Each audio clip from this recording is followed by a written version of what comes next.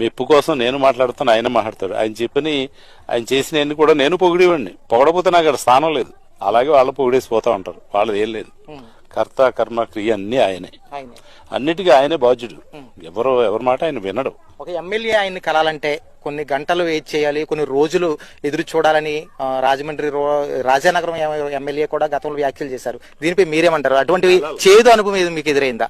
నెలలు వెయిట్ చేయాలి, రోజులు కాదు, నెలలు. 6 నెలలకు ఒకసారి అపాయింట్మెంట్ వస్తుంది అక్కడ నుండి. అంతే వెళ్ళాలి. సమస్యలు ఏముండవు, మనం చక్కబెట్టుకోవడమే. దానికి ఎవరు ఉండరు బాధ్యులు. జగన్మోహన్ రెడ్డి గారు ఎవడైనా రాపాక వరప్రసాదరావు పేరు మీద ఓటు పెడితే ఆయన ఒప్పుకోడు. ఆయన మీద రావాలి, ఆయన పేరు మీద. ఓడిపోయినా పర్లేదు, ఓడాడు ఆయన లెక్క ప్రకారంగా. 175 కదా, ఎవడు ఓడిపోడు. ఆయన ఉద్దేశం అది.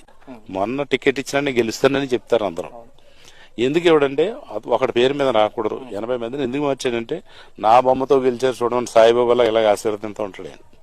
అది ఈ పరిస్థితి ఏంటంటారు? అంటే ఆయన వ్యక్తిగతంగా ఆయన ఏమనుకోవచ్చు?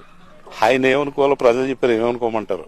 అప్పటికీ ఆయన మరి అక్క చెల్లెమ్మలు నేనైతే చేశాను, మరి ఏమైందో దేవుడికి ఎరుక అనేసి ఆయన లాస్ట్ మొన్న ఎన్నికల తర్వాత ప్రెస్ మీట్ లో చెప్పారు. అంటే అప్పటికే ఆయన ఒప్పుకోలేనట్టు అనుకోవచ్చా?